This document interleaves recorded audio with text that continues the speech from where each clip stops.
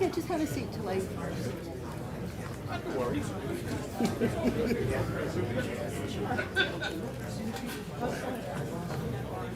Oh, yes.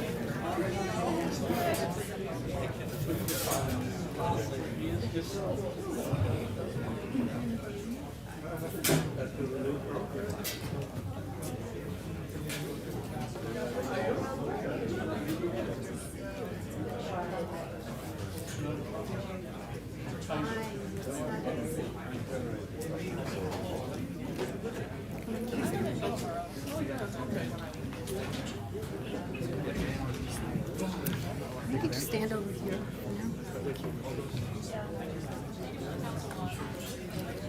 Welcome, everyone, to tonight's public meeting on SouthCoast Rail. We have some exciting news to share with you, and we're sharing it with some great folks tonight. I would like to start off first by asking the principal of Freetown Elementary to welcome us to Freetown, Mr. Michael Ward.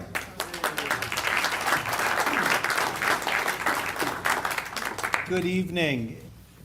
It is with much great joy and pleasure I welcome General Manager Eng, Senator Rodrigues, and the many team members that I met this evening that are part of the South Coast Rail and Work in Project.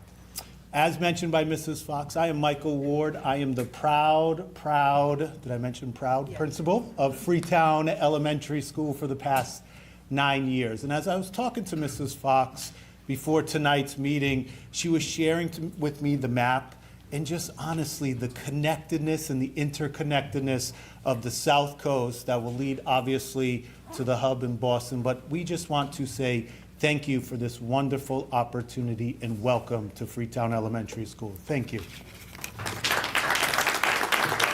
Thank you, Mr. Ward. I want to thank Mr. Ward and his whole team and Ryan, who helped set everything up for us tonight. I also want to welcome Senator Rodrigues is here. I want to recognize we have Rep. Sylvia and Sylvia. Where are they? There they are, right next to each other. One's a Y and one's an I, right? Okay. I think Rep. Viola is going to be joining us when she can. I heard we have Katerina from Congressman Auchincloss's office here as well. I heard from Mayor Coogan from Fall River. He is at a school committee meeting tonight. And I heard from newly elected Rep. Willett that he's at a select board meeting tonight.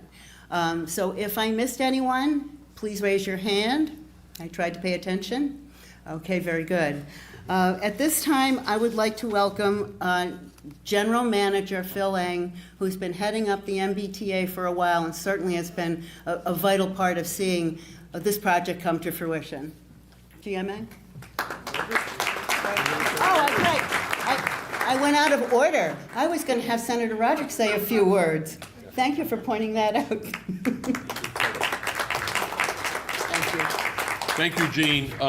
Good evening, everyone. I can't tell you how thrilled I am to be here. I've literally been working on this project for close to 30 years, where we've had so many promises to once again connect Fall River and New Bedford, the two hub cities of the South Coast, to Boston via commuter rail, as it was from 1859 to 1959. And then, of course, as we know, post-World War II boom in highway development and the changes for transportation priorities throughout the United States of America, our commuter rail system fell apart. But here we are again. I also joked that, unfortunately, I forgot, I have a groundbreaking shovel for this project that was given to me by then Governor Paul Cellucci in October of 1998. So that's, I wish I would have shown it you. It's a good prop to show you how long we've been working on this. But throughout all that time and all those years, I think tonight it's going to be the first time that we hear that a very important, probably the most important milestone of this project is actually being delivered ahead of schedule. And that is a result of the amazing job that Phil Eng and his team are doing. I can't say enough about Gene Fox, who has been on this roller coaster ride with me for many, many years and has always been available and accessible to answer not only any of my questions, but any questions that arise from any constituents on this project. So this is, again, a great opportunity for those of us here in the South Coast, and I really look forward to hearing all the details from the director. Thank you all very much for coming. Thank you, Senator. And without further ado, General Manager Filling. Thank you, Gene. Good evening, everyone. Chairman Rodrick, in all of our conversations, you've demonstrated a passion for everything that we're doing for the Commonwealth public.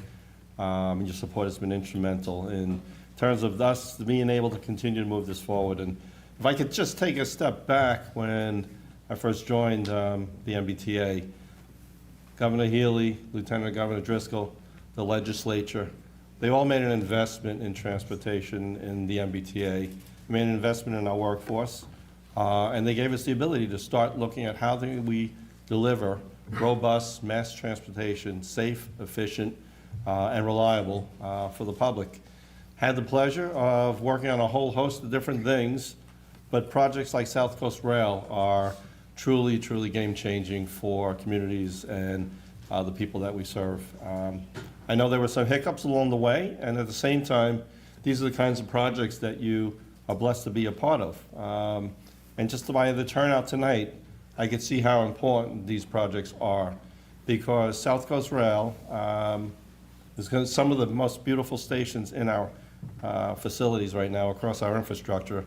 You should be proud of that. But mass transportation options open up the door for people to have freedom to move around, to connect with family, for friends, for work, entertainment. And that's all a part of a quality of life that we at the MBTA want to make sure that the communities we serve directly, and soon to be all along the SouthCoast Rail territory, but also the communities that are adjacent to these territories, have access to our system, to give them choices so they can get out of their cars if they wish, and to be able to give them have times of their days, because the commute on SouthCoast Rail can get you in and out of Boston much quicker than I see on the highways these days. It's been nothing more than a privilege to be part of this project. The great team that we have Sam Zhao, my chief engineer and head of capital delivery. Karen Anton, who took over as the project executive when we were moving from really the civil construction to the operating side of the house. And you don't really understand how hard it is for testing and commissioning of an operating system. It is to take over that piece and bring it to fruition. Ryan Cahola, my chief operating officer, who is going to be responsible, and he'll talk about the levels of service that we'll be providing to these communities. And Gene Fox, who has been in this project throughout, and really the voice of the project, the communications that is so important, that be able to answer questions, share information. It's that whole team. And Chairman Rodrick, you gave me credit, but it's all the folks behind me, around me, that have been able to keep moving this forward. Last time we were here, the public meeting, we talked about all the steps that needed to be done. And we talked about a May 2025 passenger revenue service target date. And that's because the positive train control, the automatic train control that needed to be implemented had a whole host of tests that had to be done before we could move forward with turning over operations. And back when we were starting, we had talked about how that testing had a lot of iterative processes. As the testing would be successful, we'd move on to the next test. If the testing was not successful, we'd have to start back and redo those tests and calibrate and figure out how to keep going forward. In the end, we completed 988 tests successfully. We completed it early. That completion of it being early allowed us to request and transfer over operations and maintenance responsibilities to Keolis, the operator of SouthCoast Rail for passenger service. On January 6th, that transfer took place. And since that period of time, with the New Start process, working collaboratively, actually before then, working collaboratively with FRA, we are now testing and qualifying the employees of Keolis to operate and run train service safely. That testing and qualifications continues to move forward smoothly. And working with FRA, as I think some of you have already heard, we're very optimistic that we will be receiving FRA approval to target March 24th as the date that we start the first train passenger service. And that's an exciting time for us. We're really, really excited to be able to do that. And then we welcome the community to join us on that first train ride. There's only one first train ride, so please make it on that day with us. As it says, the FRA approval is required. We are optimistic. We've been working very closely every step of the way with all the testing, with the qualifications, the safety training. The hiring that we've needed to be able to run the level of service that we plan is where we need it to be. And just know that we pushed ourselves to be able to run a more robust service than originally promised way back in the beginning of this project. And the reason for that is we've seen that ridership is much stronger, more robust when it's much more regular throughout the day. The ability, particularly now post-COVID, to have the flexibility to go in at any time of the day and go home at any time of the day really brings the riderships back than if you have off-peak hours with less service. The ability to have regular service throughout the day has been instrumental. That's why our commuter rail ridership across the country has been the highest of return to ridership, because the MBTA is running more frequent all-day service, more frequent all-day, all-weekend service.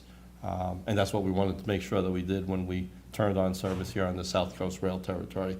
I probably talked a lot more than I had anticipated. We have a big agenda.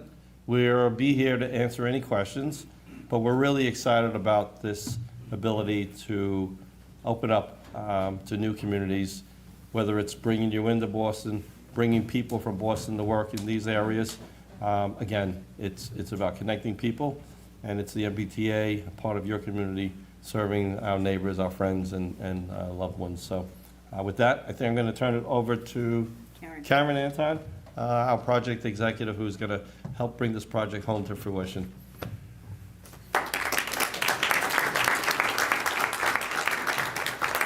Good evening, everybody. Let me start. We have, in our business, we have a habit of using acronyms, even to a greater extent than we find them all over America. So I was standing here, and thank you. I see that it says FRA. For those that might not know, that's the Federal Railroad Administration. Federal Railroad Administration is an agency within the U.S. Department of Transportation, and they oversee freight and commuter rail operations within the United States. So they are the regulatory agency that makes a determination that we are in fact ready, and as General Manager said, it takes their approval for us to go into revenue service. So just a point of clarification there. And I'm going to reiterate the point that we have worked extensively with the FRA over the last several years, and in particular, since the New Starts program really gained momentum this year. We meet with them face-to-face on a monthly basis. They bring a cadre of executives and technical representatives up from Washington, and they have reviewed the facilities, reviewed the testing that we've done, and reviewed our plans and our operational readiness. And again, as you've heard from the General Manager, our indications are very positive in terms of the work that we've done, the preparedness that we have. We've submitted what needs to be submitted on time, and so far we've gotten very positive feedback on it. So that's our level of confidence, if you will, and what's behind our level of confidence. So this is, of course, the big news for tonight, and we're really happy to be here to share it with you. What I thought I'd do is just kind of run through a little bit of the details behind it.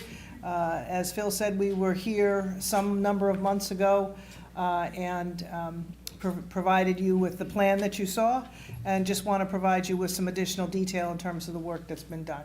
So if we could go to the next slide. First, fares. The good news is, I think, well, we've said this before, but we never get tired of saying it. This is, your service is going to be in what is considered Zone 8. And you can see here that that's consistent with what's on the, with the Middleborough Lakeville Station fares today. Okay. And $12.25 each way, and a reduced fare of $6. One of the things that I think is also important, General Manager spoke about being part of the commuter rail family. And just at a strategic level, the way that the MBTA has thought of and made decisions concerning the South Coast Rail is in an effort to fully integrate the South Coast Rail territory into the entire commuter rail system. So you'll find that the way that we, like fares, okay, the way that your fare structure works is the way that it works throughout the system.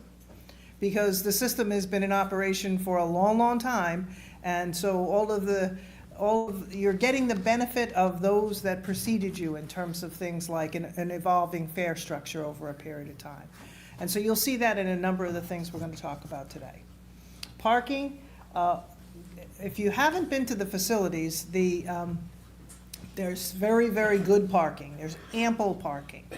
Hundreds of parking spots so that every station has ample parking.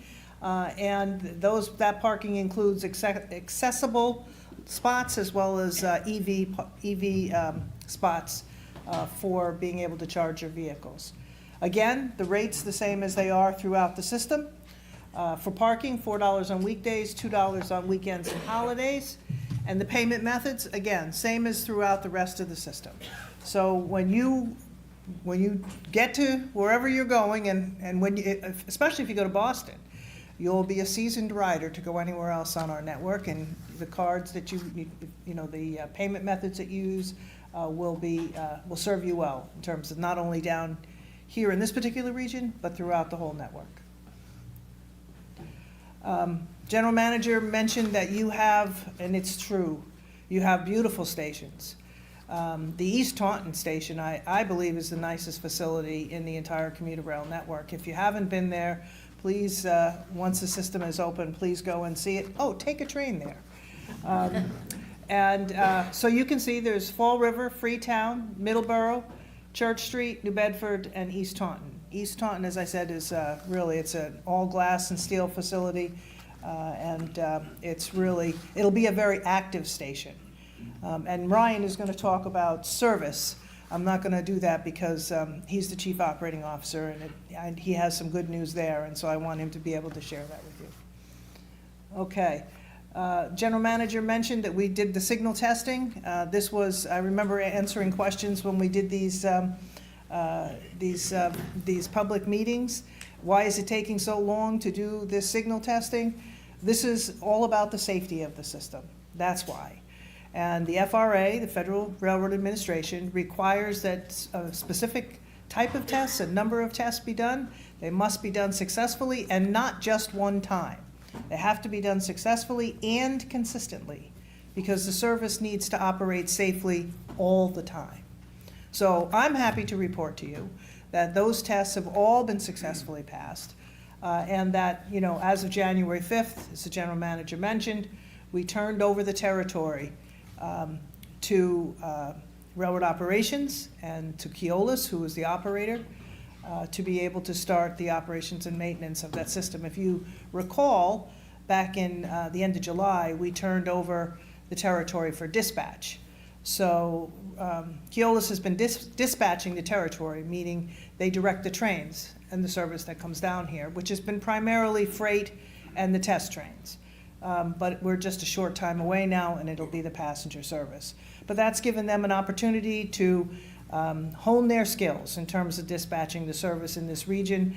And again, during this period of time, Keolis is looking at all of the facilities and making sure that they've got everything down pat to be able to provide a really superior level of service when we start service in March. Okay. We have a pedestrian bridge that we built in New Bedford, and it too is a really spectacular facility. And I would encourage you, again, take a train ride and go and see it. It's worth it. The elevator shaft is an art piece. It's got drawings of each season in New Bedford on each of the 4 glass walls. The contractor's working right now on finishing the elevator. A lot of testing goes into an elevator. And so that's going on right now. And it is our expectation that we're going to open the bridge when we open the service, so that it'll all come together at one time. All right. We then there's an old bridge which we didn't take a picture of, that needs to be demolished. After the service gets started and everybody knows where they're going and has their transportation patterns down, we will, in the spring, take down the old bridge. Okay, the new starts, we talked a bit about this with the FRA. This is the process that we need to go through as an organization to be able to demonstrate to the FRA that, in fact, the system is ready for passenger service. And so you can see the list of things that we need to do. Again, on January 6th, we turned once we had completed the signal system, ATC and PTC system testing. Once we had successfully completed that, we were able to notify the FRA and get their permission to turn it over to Keolis to start the operations and maintenance and to enter what we think of as the last phase of the New Starts program. So all of those things under the bullet points are things we've been working on for quite some time. In this phase of the program, there are really two major things that we're doing. I mean, obviously, we're concluding a lot of work, but two major things. We're qualifying locomotive engineers and conductors. So in order to be able to operate a train or work as a conductor on a train, you have to be qualified. And again, that's an FRA requirement, very specific requirements in terms of being qualified to work on each of the lines. So that process is going on now. There are trains running with locomotive engineers and conductors and trainers on them. And we're doing that right now 6 days a week to be able to qualify them to operate the trains when we start service. The other thing that we're doing is preparing for the safety demonstration process. What the FRA requires is that they'll come here on site and they'll observe the MBTA operating what we call run the service, which is you operate the service as if there were passengers with no passengers. So the train starts in Middleborough, and it'll make all the stops all the way down to New Bedford, and both lines, it'll do all that. And it'll run the service just like the service is intended to run when there are passengers. And they'll ensure that we can do that consistently from an operations point of view in compliance with the regulations, and they'll make sure that we can do that safely. And so that's a very big activity during this period of time between when we started this last phase of the New Starts program, the beginning of January,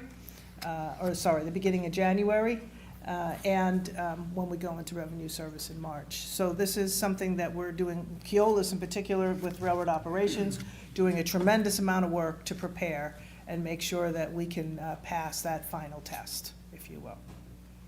Okay? All right, so we're going to do some renaming of stations, again, to be consistent with the operation and the nomenclature for lines and stations throughout the commuter rail network. So when service begins, the Middleborough-Lakeville line will be renamed the Fall River-New Bedford line. So that just seemed to make an awful lot of sense. And again, it is consistent with how lines are named throughout the commuter rail network. The Middleborough-Lakeville station on 125 Commercial Drive in Lakeville will be renamed the Lakeville station. Okay? And commuter rail trains are not going to stop at the Lakeville station. That's going to be for the Cape Flyer. All right, so if you're coming down, you can see the map here, and there's one here as well. The new Middleborough station will serve the commuter rail line for this region. Okay? But we will have maps at every station. You know, the boards that you see when you're on a commuter rail, there's a map of the entire station, and you can see where you are and where you're going and where the trains will stop. Okay? All right. And now, for the other good news tonight, here comes a discussion about the service that's going to be offered on the new lines in the new territory. Thank you. Ryan Caholen, Chief Operating Officer.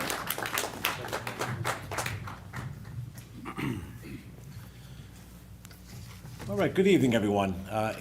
Personally, I can't tell you how much of an honor it is to be here as someone who is from the graduating class of St. Luke's Hospital in New Bedford. seeing service to this region professionally is an amazing thing, but personally, just talking to family members or people who I grew up with, knowing that these transportation options are coming to this region, I really couldn't be more proud of.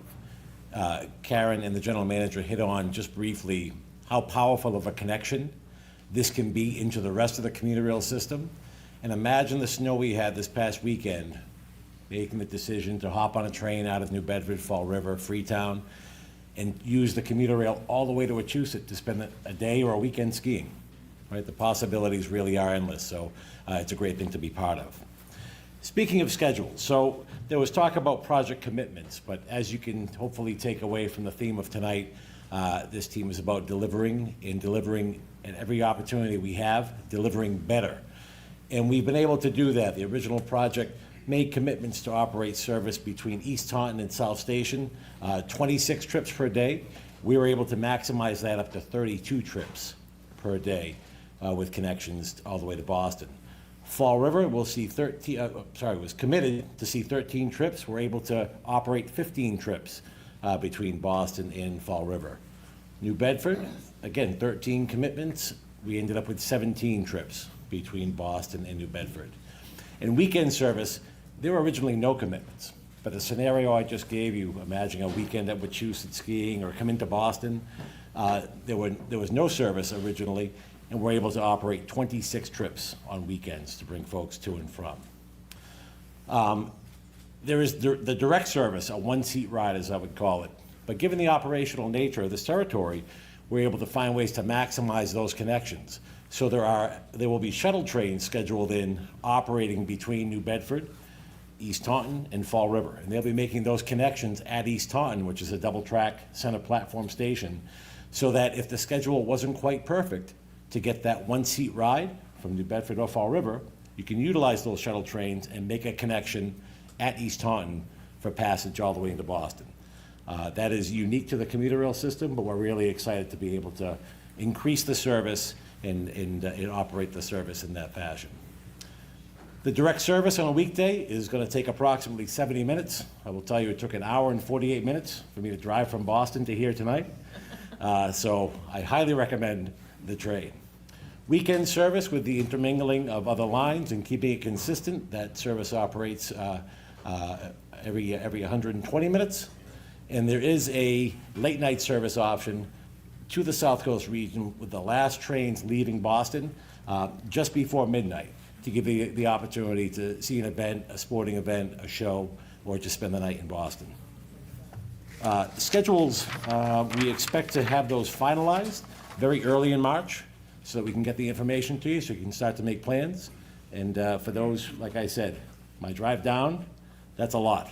I highly recommend try the train. I'm confident that you're going to enjoy it.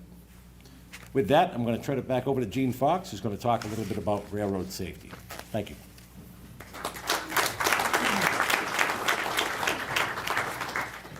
Well, one of the things that happens when you don't have commuter rail service is people look at the tracks and they say, oh, this is a play area.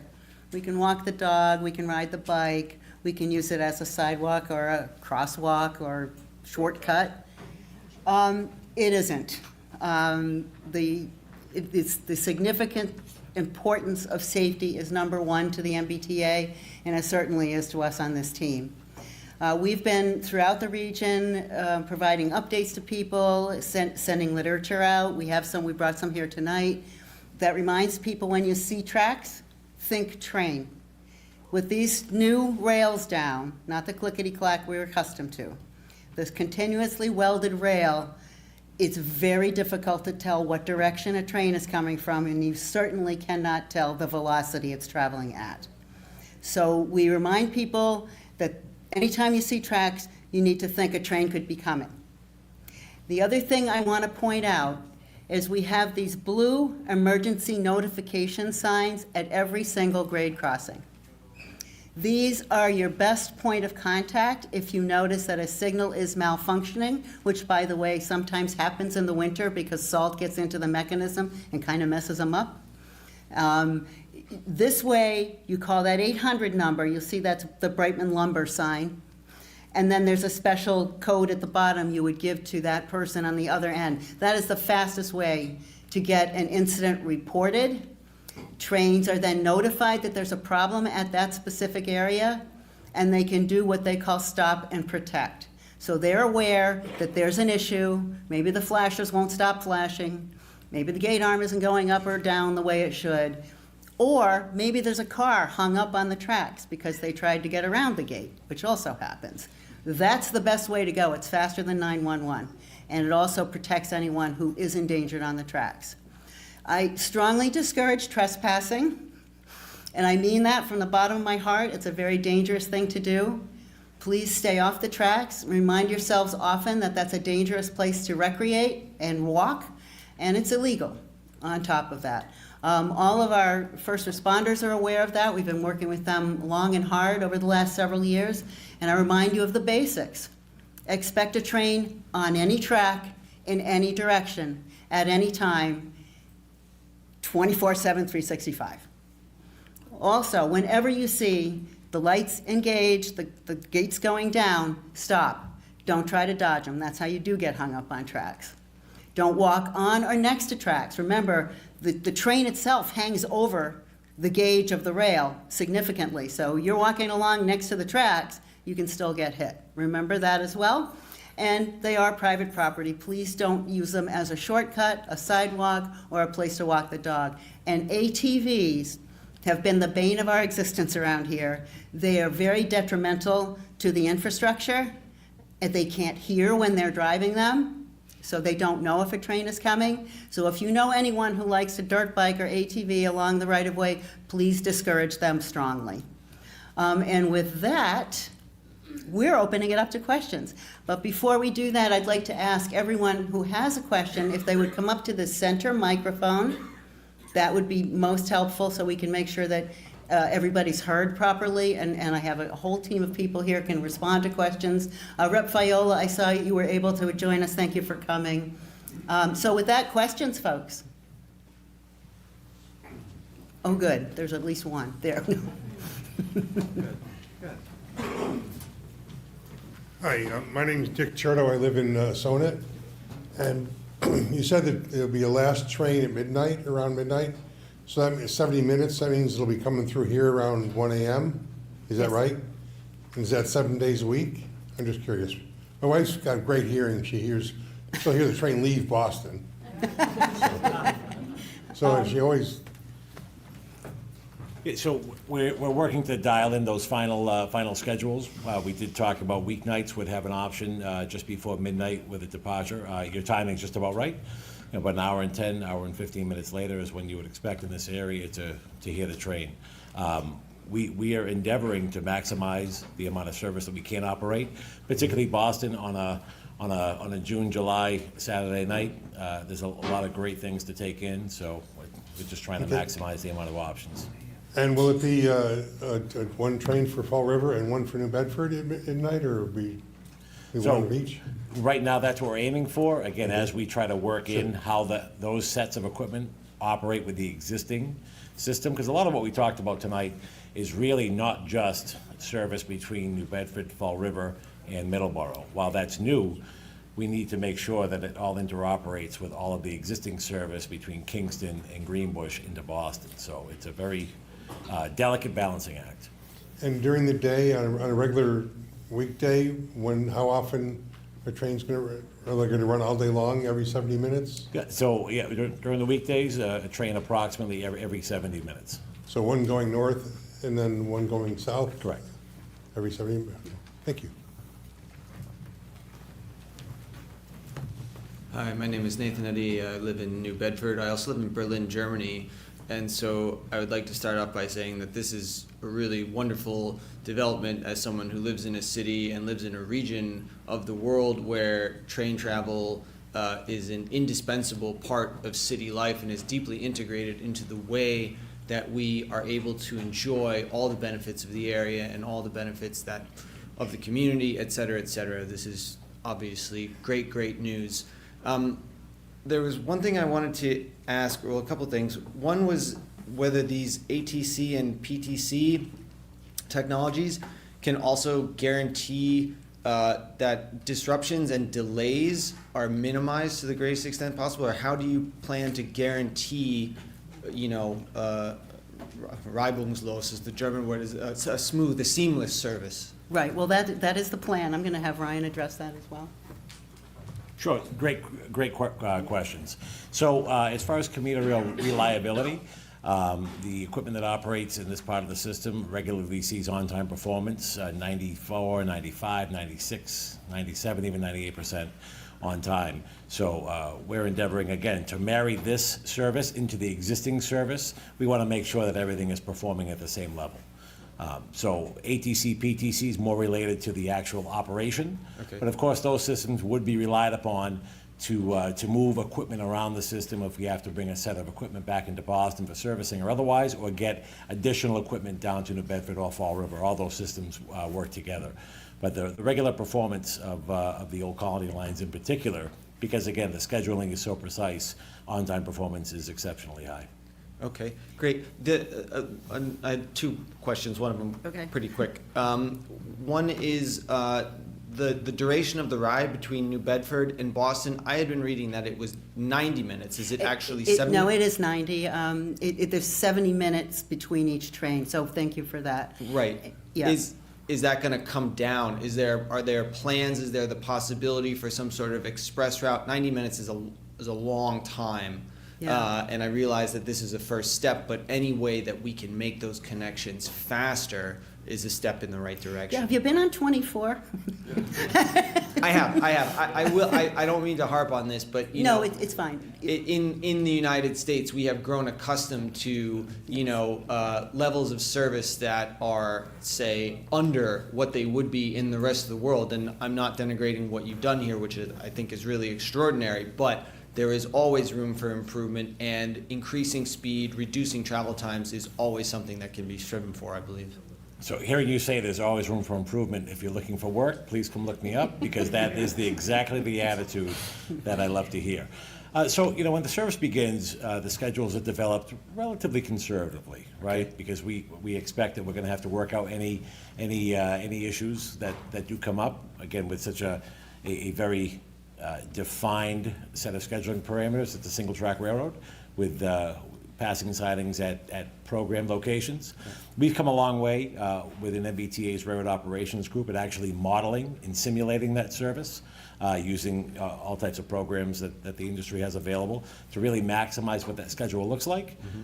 But to that point, as service starts up and it acclimates into the rest of the system, we're always going to be looking for ways to reduce travel times, always. Great. And last question, very simple. Can you bring a bike on the train? You can. Yes. Yes, you can. Yes, All you right. can. Thank you very much. I'm glad you asked that question. Emmanuel Light, New Bedford. So I was more trying to understand the connecting. So I'm from New Bedford, so it's not a direct train to Boston. I will go to East Taunton, get off. No. Okay. You can go directly from New Bedford to Boston. What we were talking about earlier is that those rail shuttles offer greater flexibility. So if you need to get on in a specific time and your train isn't there, if you get up to East Taunton, you can get on another train that would get you in. It goes the other way too, by the way. If you're in South Station and you want to go to Fall River, but the next train's New Bedford, you can get off at East Taunton, correct? Correct. It was really all about maximizing Right. the service we can deliver with the equipment that we have. So that shuttle option, we saw an opportunity and we seized it. And I think that's a big part of why we're able to offer additional connections and additional services. We understand that sometimes, a train at a certain time, it may be, you may miss it by 5 minutes. But we wanted to make sure that those options for connections between Boston and the South Coast property, they existed. So we think it's going to be a very handy service. And my last question is, I used to live in Central Falls, Rhode Island. Yep. So y'all started a new stop there. And I know y'all said you want the networks to be this, kind of the same. Mm-hmm. At one point, the weekend travel was free. So I think it might still be the same. Is that the same with us on the We have weekend? $10 service right now. It said no. Yeah, we have $10 It said weekend. it's a number. Okay, all right, Yeah. perfect. Thank you. No, thank you for your questions.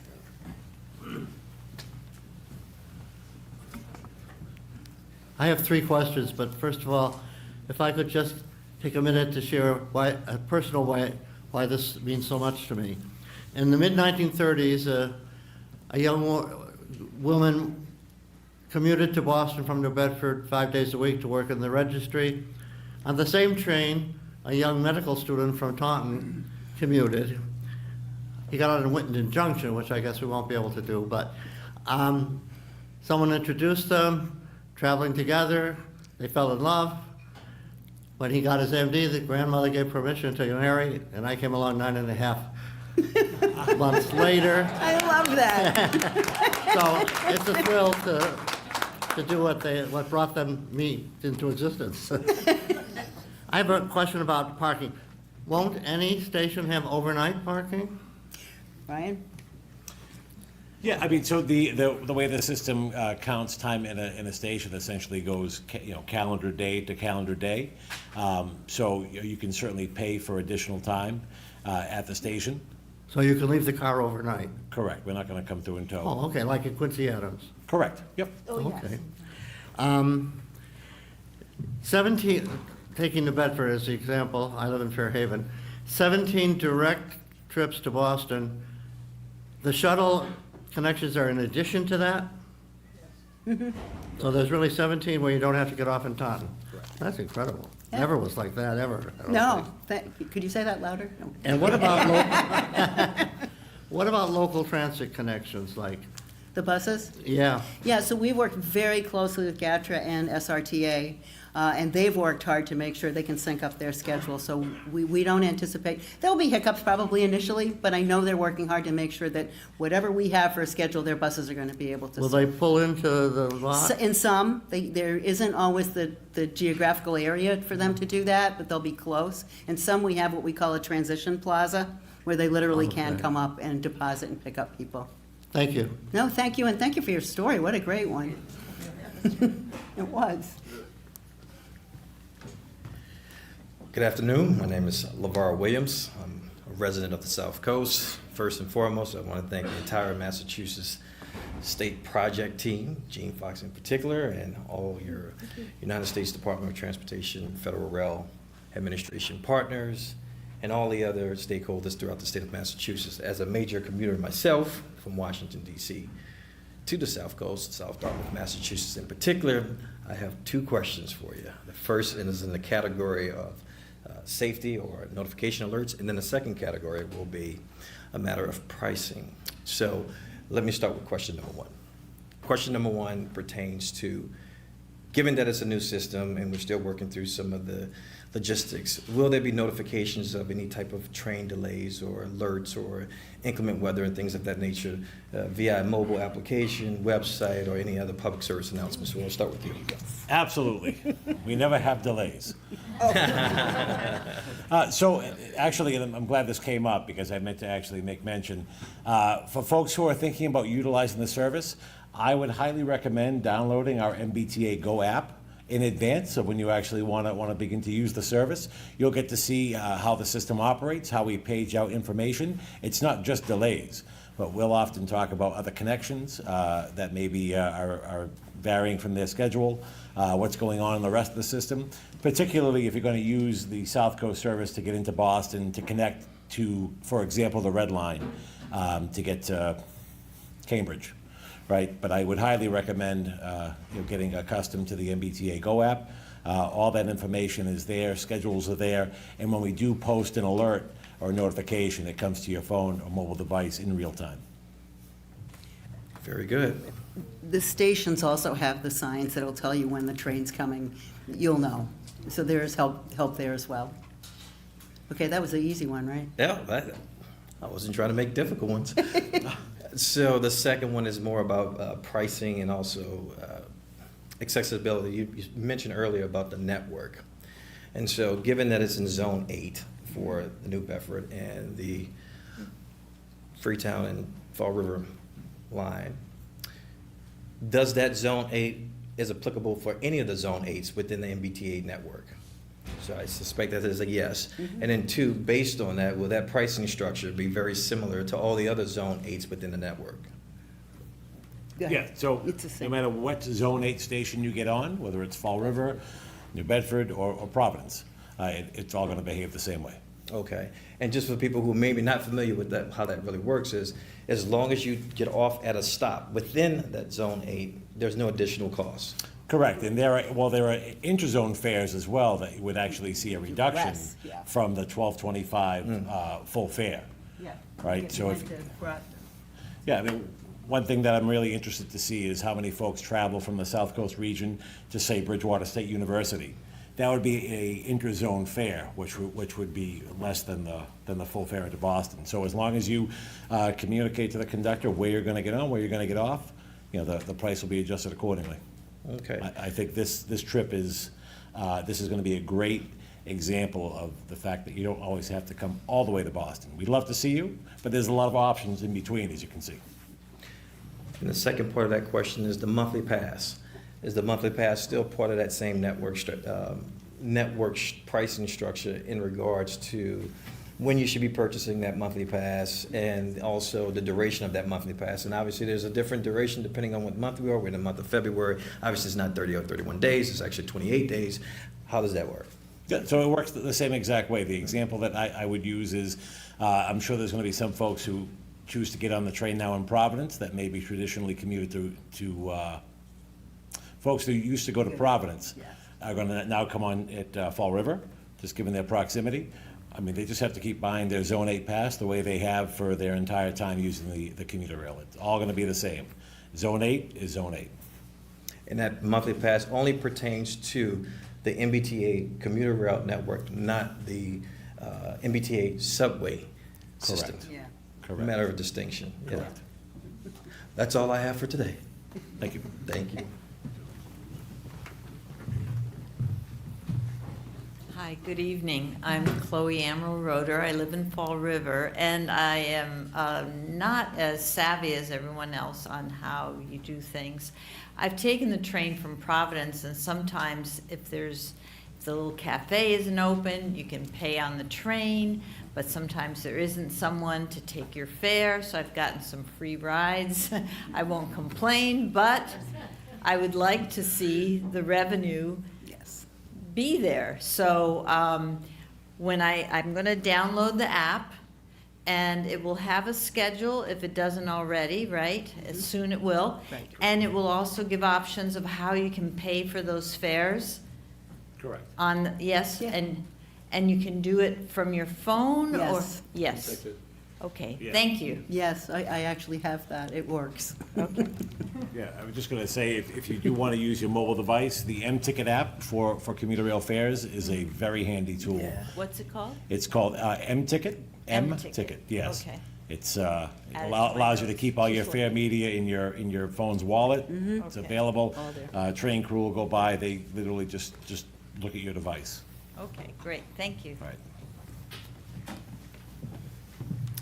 Hi there, my name is John. I'm a current resident of Fall River, previously from Boston. I'm really excited to see the train coming into Fall River. It means I don't have to commute to Providence anymore to take the train. My question has to do with reliability. Over the past week alone, MBTA has seen 2 derailments, 1 Green Line crash, and a car and train collision on the Franklin line. A concern that I have, and maybe some other folks as well, is can we trust that the Fall River line, despite all the safety procedures that have been done, will it be as reliable as we're saying, or will it fall into the same state of disrepair as the other lines have? Well, we are all brand new. I'm going to have the GM address that. Yes, one of the things that we've been focusing on since the very beginning is reliable, safe, robust service. I know when I first took over, our subways had many more challenges. The commuter rail has been one of our shining spots even before I got here. As Ryan mentioned, running in the 90% on-time performance, running most robust, with the strongest return to ridership across the country, actually.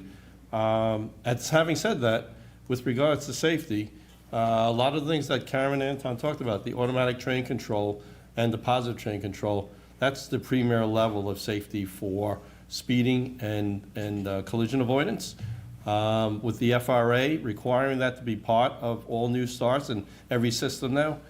We have all the bells and whistles that are in that level of safety. With regards to grade crossings, we worked very hard on the commuter rail side to include new markings on the pavements to prevent cars from accidentally turning on trains, to allow cars to know that the tracks continue to go past.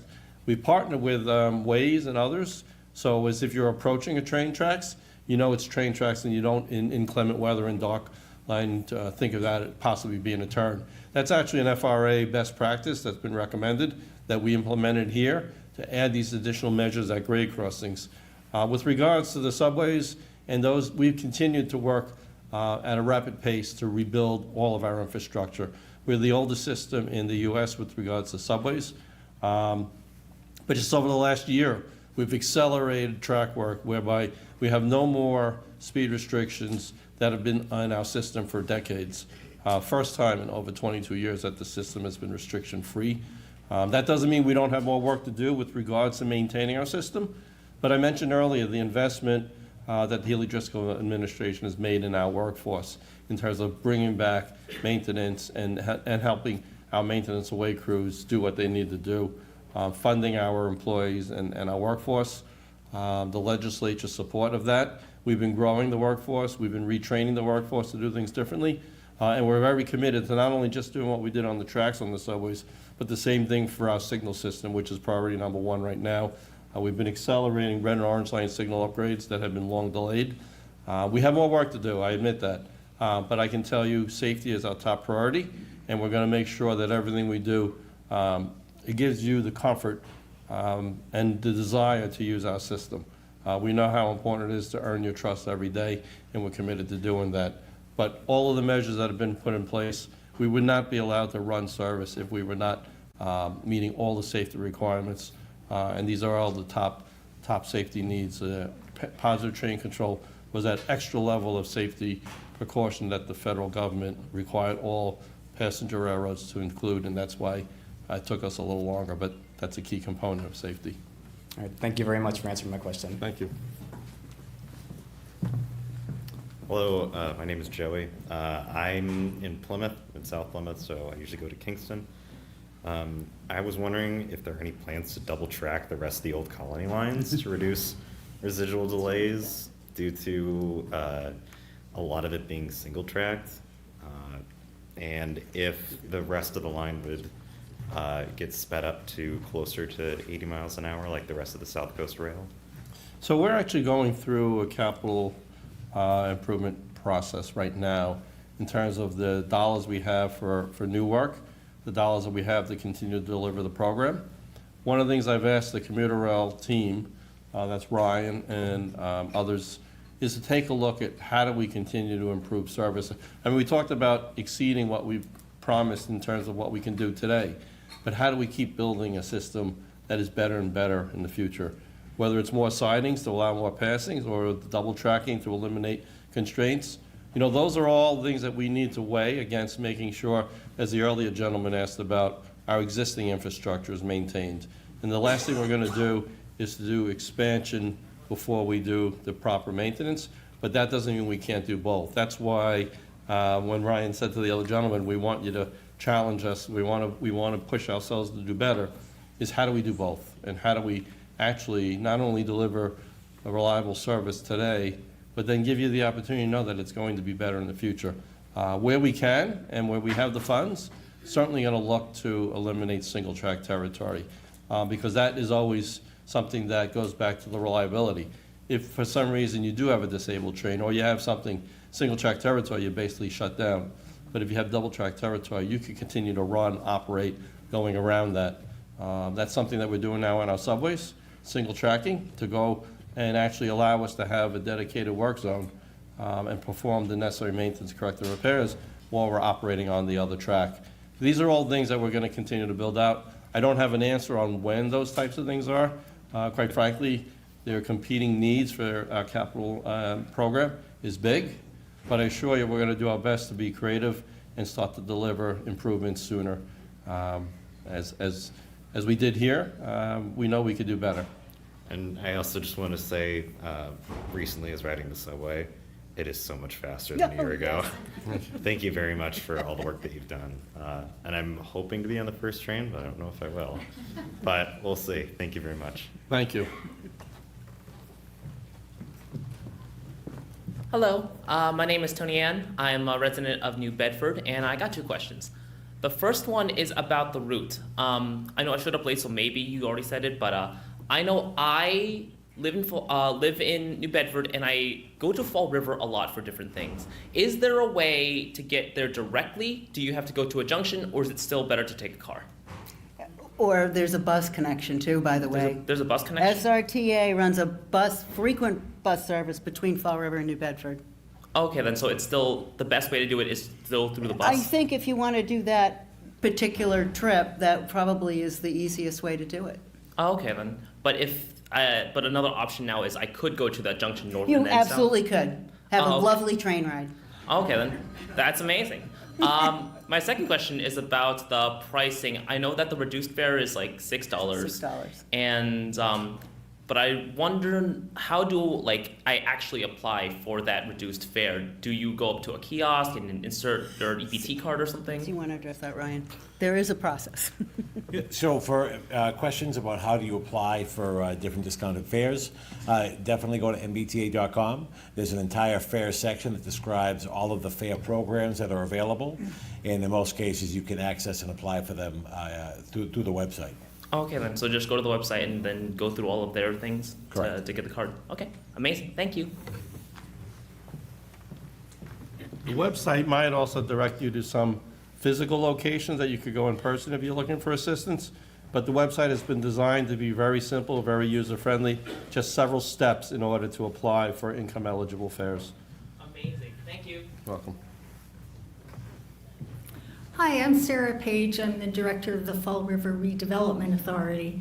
And my question is the federal approval that you need and how, if you have a definite schedule with the federal department, and if there were, say, staffing cutbacks in that department, as is happening in other departments, would you be concerned that that would change the schedule to start? No, we have no concerns. Karen, do you want to address that briefly? Or Ryan? Yeah, no, we've been working with the FRA for a long time.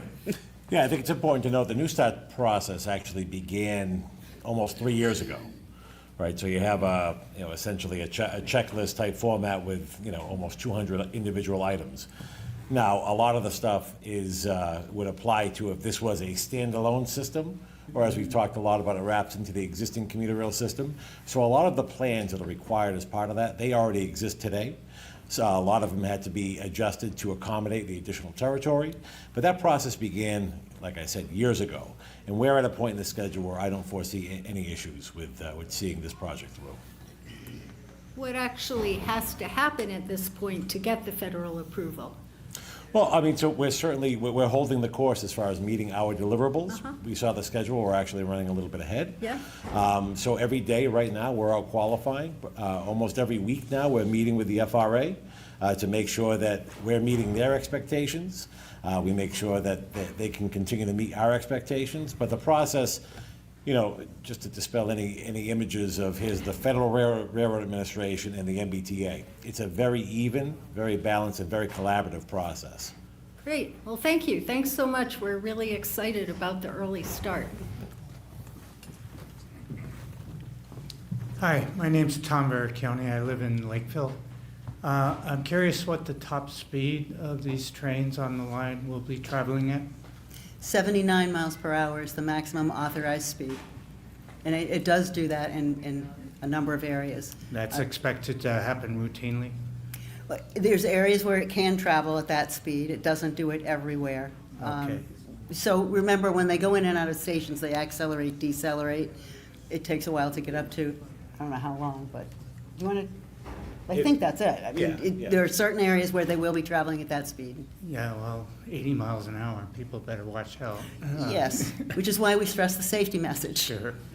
And the connector from Middleborough to East Taunton, strikes me it's going to be very busy. You mean that track? That track, yeah. No, that's all, actually, there's a lot of double track when you get over here, so that they can, there's passing, we've got it all, I think you heard from Ryan, that was a highly sophisticated computer modeling that was done to make sure that that can all, we can support the traffic that we anticipate having. And what will be the interval between trains moving on that track? Well, it's a 70-minute between each train. I don't know what the interval on that particular line, that's 7-ish miles of track right there. I don't know do you have any idea what the time would be between those trains on the Middleborough secondary line? I mean, there'd be a train in every direction, every 70 minutes. Every 70 minutes, that's it. That segment. Well, you're gonna have 36 trains, right? 17 to Fall River, 19 to New Bedford, so, and all of them are gonna run on that portion of the track. Yeah, so there's passing sidings at either end, right? So it was designed so that we could accommodate that type of service on that corridor. We say it's a single-track railroad. I would tell you that the railroad from Boston all the way to New Bedford and Fall River is a single-track railroad, but there are passing sidings at strategic locations to make sure that we can meet trains heading in opposite directions so that they can pass each other safely. Yeah, I'm just curious how frequently they're gonna be running on that particular He's concerned about track, Middleborough yeah. secondary. Yeah, I mean, with a train every 70 minutes, I mean, there'll be a train every 70 minutes or so. But some of those trains are going to Fall River, some of those trains are going to New Bedford, so it's more than just every 70 minutes, isn't it? And they'll be going in both directions. So I'm confused. I don't know if I I'm understand not the sure I'm question. following either. I'm not sure I follow your question. If we have one train coming down here that's going to go to New Bedford, 70 minutes later, there's another one going to Fall River. That's it. There would be, and then, yes, and then they go back. But as Ryan said, there's passing sidings at both ends of that line and at several of the stations. So there's ways to get around it. Okay, well, I think I hope your thinking you is figured clearer out? than Yeah, mine. I think Okay. so, as Gene mentioned, it's approximately 7 miles between East Taunton and Middleborough. Right.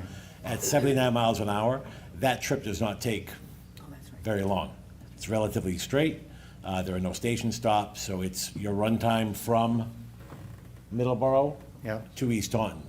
The scheduling intervals between New Bedford and Fall River service, they are staggered. So trains aren't going at the same time from the same points. They're staggered, and we schedule it out that way to be able to accommodate that volume through that section. So the train times are staggered. Well, as I said, I hope your thinking's more clear than mine, because I still don't know the interval between trains passing on that line. So I'll wait and see. Okay.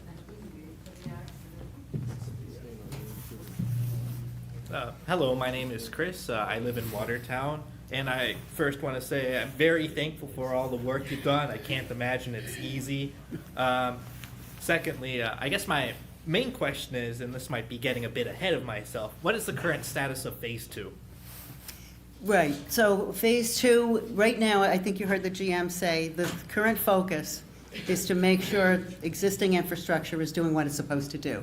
And they have worked very diligently on the speed restrictions on the subway areas. Now they're doing some additional signal work, they did track work.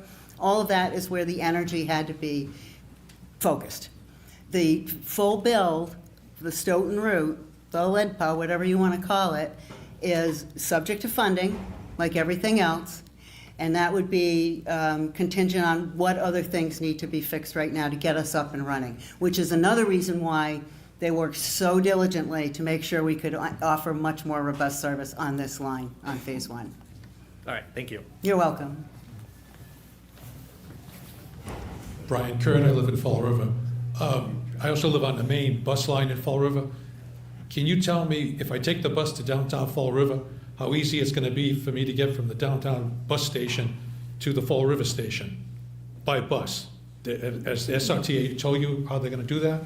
I haven't asked them directly how they're going to do that, but I know they've revamped some of the routes and schedules. Okay. It's probably better a question posed to them. Okay, when they have another public hearing, I guess. I don't know I haven't talked to them recently about it, but I know we've had many in-depth discussions on how they really want their bus service to work with our train stations. Okay. Second part of the question, I've been taking Middleborough in to Boston on different trips, but a while back I misplaced my password, and it's extremely difficult using the MBTA system to fix that. Oh. Are you guys going to make it a little easier to fix so we can park in the parking lot and use the system that you have? Because right now it's extremely difficult to reset your password. Oh, I don't know about For passwords. Mr. Ing, I think he would probably know Mr. the answer Ing, to that. Yes. I think we'd have to check with the application provider on how to reset your password. Generally, most apps have the ability, if you forgot a password, to do that. I mean, maybe we could help you off to the side after the meeting. Yeah, if you would, okay, I'll stick We'll work through around. with you on your resetting your password, okay? Okay, thank you. Oh, that's a good idea. Hi, my name is Billy. I live in Freetown, and I know this is a great thing for just about everybody in this room, but nobody seems to be addressing the noise issue. I happen to live right on a crossing, so I'm going to get one train every 70 minutes all day long until the last one is going to be like at 1 o'clock in the morning. It's going to go by my house. Now, track priority, okay? So the commuter rail, I'm assuming, gets track priority during the day, correct? Yes. What about freight? Is that going to be all night long? It isn't right now. Brian, well, freight could Well- expand. Yeah, I What understand they're running that. right now is they're But running at What I'm saying night. is that the commuter rail has got track priority during the day. Right. So there is no other time for freight to operate other than at night. I don't think that's true, but I'm going to defer to Ryan on that. Yeah, so we have a lot of similar situations across the existing commuter rail territory where we intermingle passenger service and freight service. Because I've always had freight service going by my house. Right, and so the freight service to New Bedford Fall River, I believe, is every other day. They alternate every other day. But, I mean, we have situations like this all over the system where freight trains operate during the day. Sometimes it's the operator's decision to go at night, but you know, there's nothing saying, I mean, we work regularly with every freight provider, whether you're CSX, Mass Coastal Railroad, Fall River Transportation, and we work collaboratively with them. Because they pull scrap metal out of New Bedford and everything else. That Right. all goes by my house, all that. So all I'm saying is that that can't really happen, I don't believe, during the day unless there's a, That's what the sidings are for. Yeah, I mean, those passing signs that we talked about earlier. Yeah. They'll work for freight trains, passenger trains. I know I've seen in social media, there's a lot of videos out there today of our test trains operating around those freight trains during the day. The freight train uses the siding. So on there you had, there was gonna be 26 trips that were gonna go by my house, if I remember correctly, right? Now, that's 26 trips back and forth, or that's 26 trips, like on the weekends? That's 26, that's one trip in each direction for 26 trips. It's a total of 26. Total of 26. Okay, so I can look forward to 17 during the day, is more or less what that boils down to. Plus freight at night, probably. Okay, No, all right, yeah, we- thank you very much. Just a point of clarification, the freight that's been running at night now has been doing that at our request so that we could run first the test trains and then now the Positive qualifications. train control and everything. Go Well, ahead. all of that, right, but, you know, as you heard, a lot of the passing sightings are if there is freight operating during the day and there's a commuter rail train coming, they pull off to the siding and wait till that train goes by. So it doesn't mean there'll be no daytime freight service, as you heard. It's just that currently it's been in the evening so that we can get our testing done. All right. Okay? Okay. Thank you. Hi, David DeGrace, Freetown.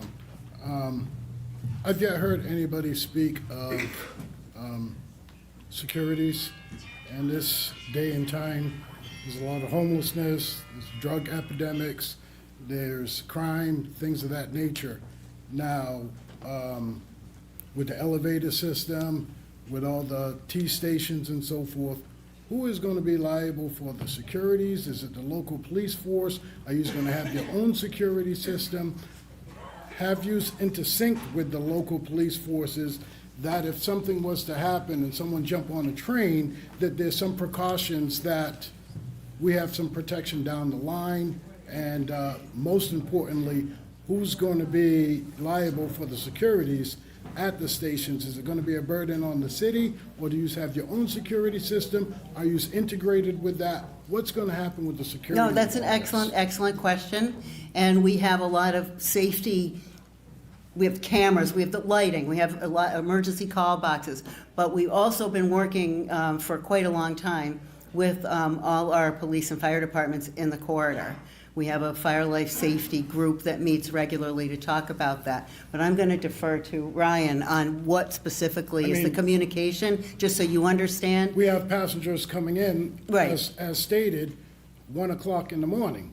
Yep. There's blindsided elevators, elevator shafts, everything else. How could we feel secure using this system?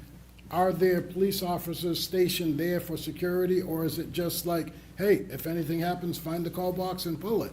Or is No. somebody there to protect? Right. Speak to that.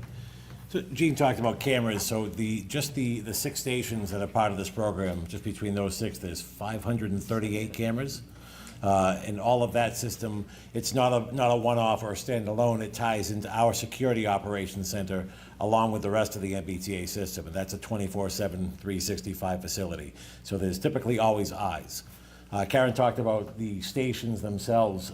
Every station has call box. I don't know if you can see any in the images you can at East Taunton. All brand new. Options to get information and or raise emergency services or to report a problem. But none of that stops the event from happening. That's a precaution that maybe I get it on camera, maybe I can identify what already happened, but where's the security of preventing it from happening? So what you're telling me is there is no patrol per se at the stations. So what happens on the existing commuter rail system today, and I fully expect every community that we serve to fall into a similar model, every local municipality, there's a lot of ownership that goes into having a passenger station in your community. And most communities, they will initiate patrols around train arrival times. It's great to watch that level of ownership. Transit Police, they're establishing a whole new district in this region to support the SouthCoast Rail service. And of course, part of their program is regular routine patrols to match train times. Okay, and has the system put anything in play to interlock the local police force, if they're the ones that are going to be maintaining it, so to speak? As far as if something happened, someone jumped on the train, that train's gone, you can't call to stop that train. Is there some type of integration that they have direct contact with you folks to set up whatever precautions they need to be made at the next stop, or whatever the case may be, if a crime was just committed? Sure, so every public safety agency within this service area, they have direct paths of communication to our dispatch center for that particular line, depending on where they are. That also activates Transit Police as well. In a lot of communities, they develop their own mutual aid agreements with Transit Police, just given the size of the system. But the model serves us very well across the entire commuter rail network. And like I said, I think the ownership and the pride that comes with having a station in your community, we've seen an awful lot of towns and cities embrace that, and I fully expect that we'll see a similar phenomenon here. So this is your property, but let's say, I'm going to take New Bedford for an example. Though it is the property belonging to MBTA, the New Bedford Police Force, or any town, Fall River, Freetown, Taunton, they have full access to that facility as far as policing it or whatever. Example, there's a large homeless problem. The areas in New Bedford, I happen to know, I frequent that area, I happen to know there's homeless issues there. There are going to be people trying to live in the elevator shafts and underneath the, waiting zones, things of that nature. Who's going to maintain this? So typically MBTA Transit Police, they have an entire team focused on that type of homelessness or encampment issues that occur, not just at stations, but anywhere along the right-of-way. But we have teams, and we've developed relationships with lots of cities who see this problem, and we intend to do the same exact type of work with our partners here. Okay. Yeah, and I'm just going to add that we have been working very closely with the Homeless Coalition in all the cities. and they have done a phenomenal job. So the homeless encampments are very well aware that there's going to be and has been a lot of traffic, and they need to stay away. I mean, for public safety and their Yep. safety as well. I mean, they're Absolutely. in situations that they can do no better, but Right. their safety matters as well. It does, and that, we totally agree. Thank you for your question. Hi, my name is Allison, and I am from Sonnet, and I'm a nurse working in Boston. I commute 5 days a week. I'm very excited to see the new commuter rail getting on in Freetown. I'm curious when I'm at South Station, how is it going to look on the board? Will it be, will I look for the Fall River line, or will I look for the New Bedford line? And will they only come every 70 minutes if I miss one? Yeah, so if you're standing at South Station, if you're taking one of the direct trips, say you're going to utilize Freetown Station, you would look for any train that calls for Fall River. But again, we talked about those shuttle connections. You could take a train bound for New Bedford and utilize that shuttle connection.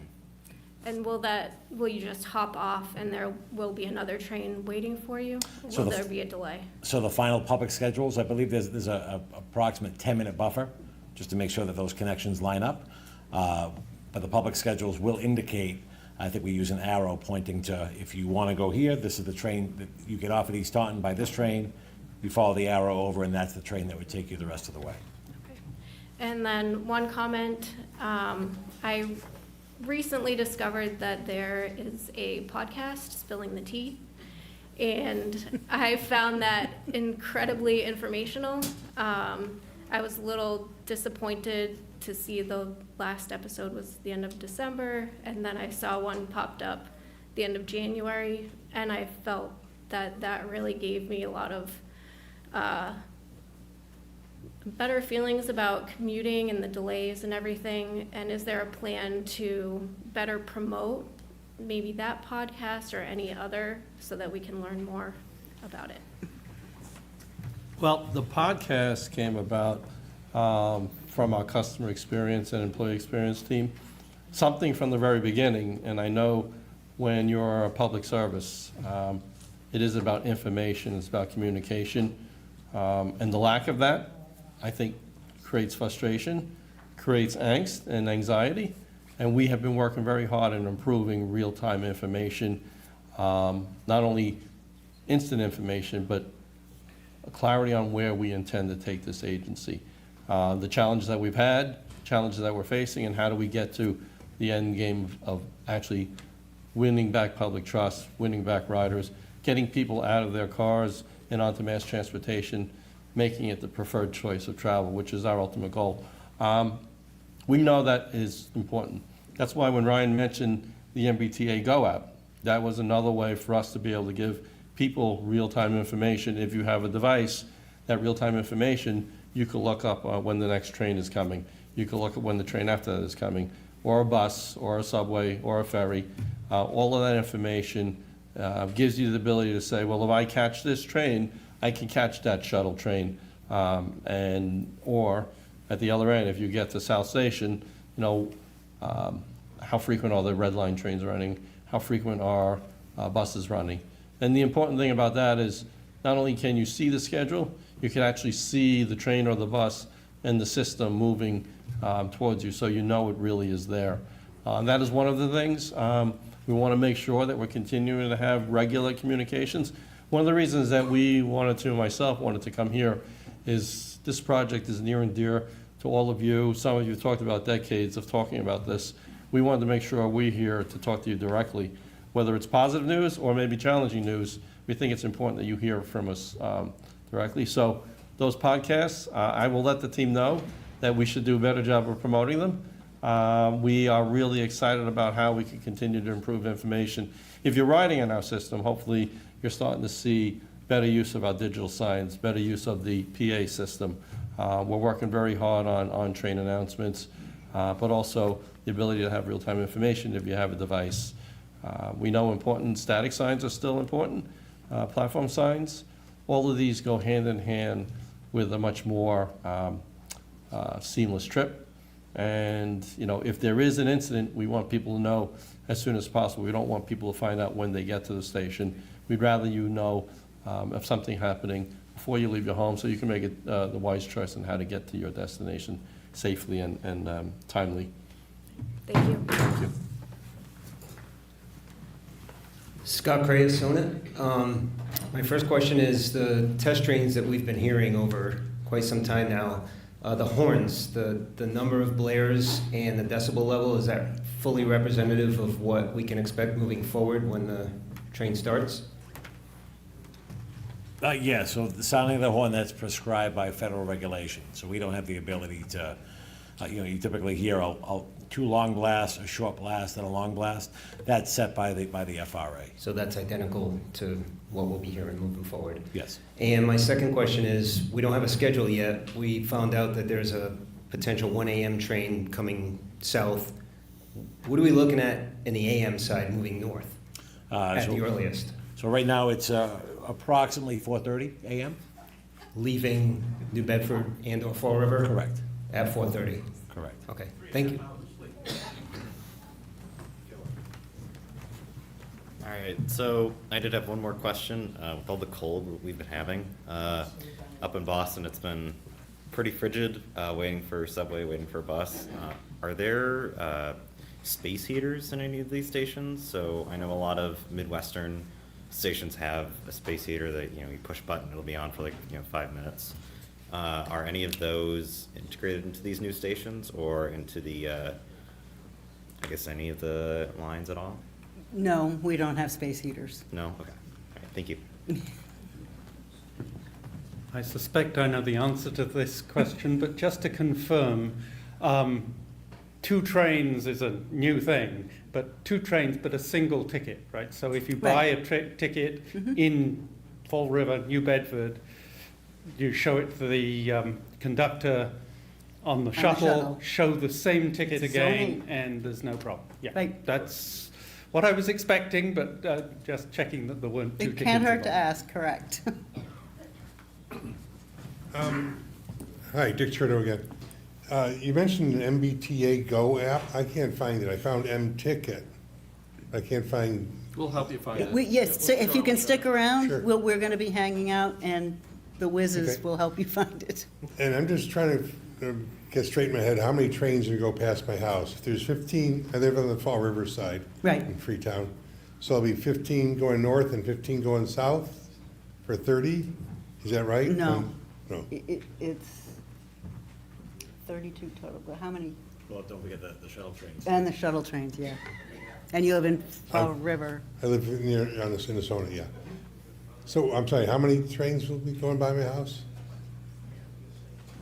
We could take your information because we have to check this. We'll have to look on that, but don't go away. Yeah, I think once we have a Good. final schedule, we can give you a real answer, but we're happy to take your information. Well, even just with what you got now. Oh, right here. It says 15 trips.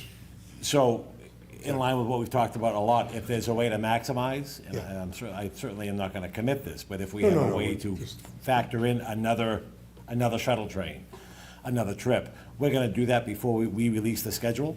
So once we have a final schedule, I'm happy to reach out to you and tell you exactly what you can expect. Or it says 15 there, is that 15 north?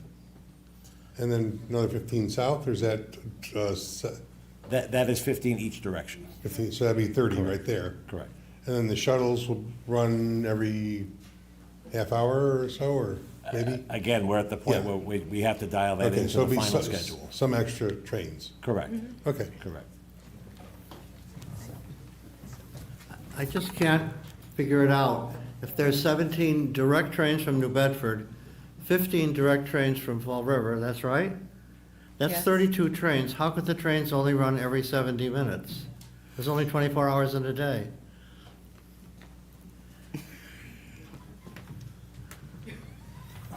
So we have the tracks, we have the service, we almost have a schedule, and hopefully after March 24th, we have a lot of riders.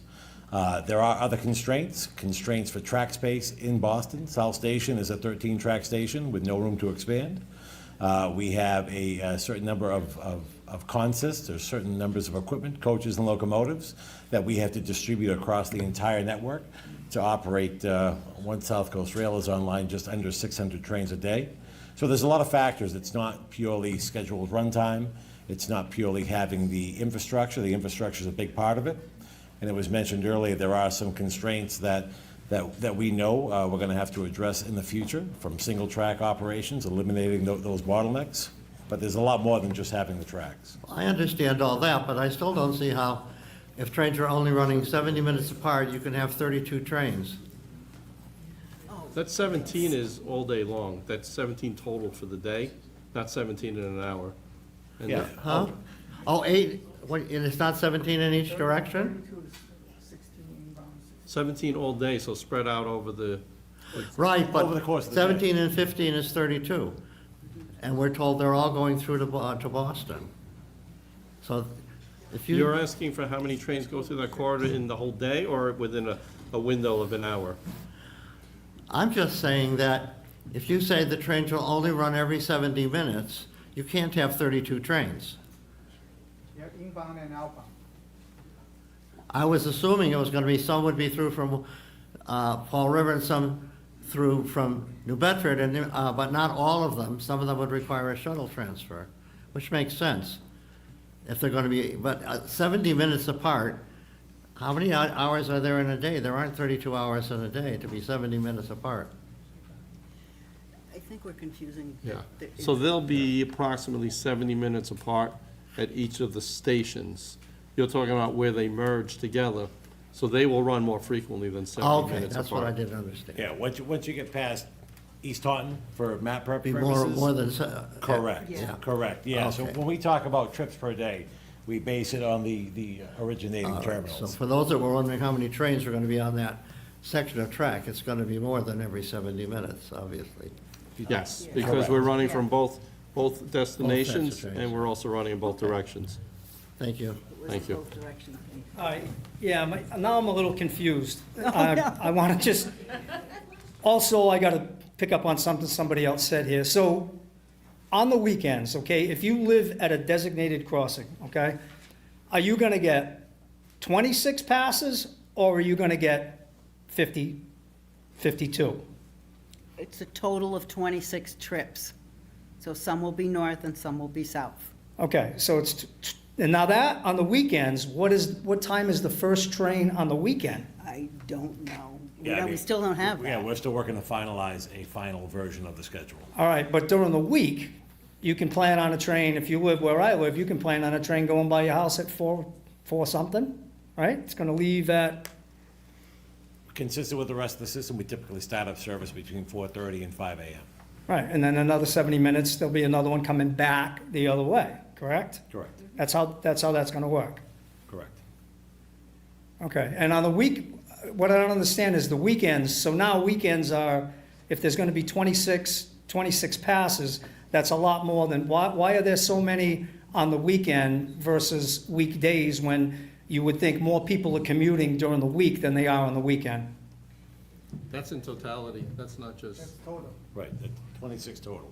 That's 26 of all the, That's split between New Bedford service and Fall River service. Right. Right, because as you can see, the headway, the time between trains on weekends is every 120 minutes, every 2 hours. So there is less service, but it is all-day service. and there also will be, I'm assuming, a late train for people who wanna party in Boston to come back to New Bedford late. That's the plan.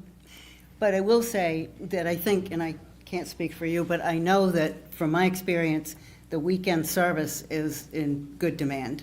People really want it, and not, this train service now is not just about getting in and out of an office anymore. It's being able to do other things at different times of the day. Yeah, it's a little bittersweet for me. I get it for a lot of people. This is a Yeah. great thing. It's made my house unsellable. So, thank you very much. Okay, well, everyone who asked questions, thank you. Everyone who attended, thank you. As we noted, we'll be hanging around to help with apps and answer any additional questions. We're really grateful that you were able to join us tonight. I personally want to thank the GM, the rest of the team, the senator, the state reps that came out and joined us this evening. Feel free to come up here and ask us any additional questions that come to mind. Thank you. Thank you.